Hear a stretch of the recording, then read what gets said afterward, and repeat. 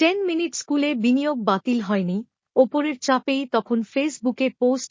জনপ্রিয় edtech platform 10 minute স্কুলে 5 কোটি টাকা বিনিয়োগ প্রস্তাব বাতিল হওয়ার কোনো কারণ নেই বলে জানিয়েছে তথ্য ও যোগাযোগ প্রযুক্তি বিভাগের আওতাধীন ভেঞ্চার ক্যাপিটাল প্রতিষ্ঠান স্টার্টআপ বাংলাদেশ। ওপর মহলের চাপে এমন একটি স্ট্যাটাস দেয়া হলেও বিনিয়োগ বাতিল করা হয়নি বলে নিশ্চিত করেছে প্রতিষ্ঠানটি।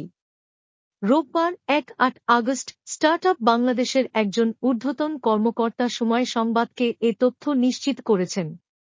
এর আগে গত 6 জুলাই স্টার্টআপ বাংলাদেশের অফিসিয়াল ফেসবুক পেজে বিনিয়োগের প্রস্তাব বাতিলের খবর জানানো হয়।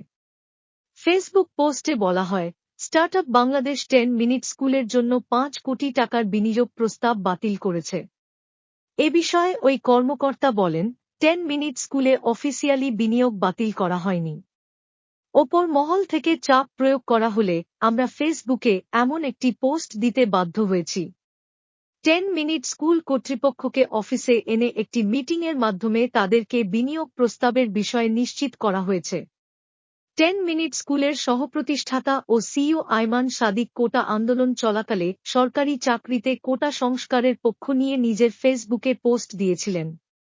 পোস্টে তিনি লেখেন, কোটা সংস্কার চাই, মেধা হোক সবচেয়ে বড় কোটা।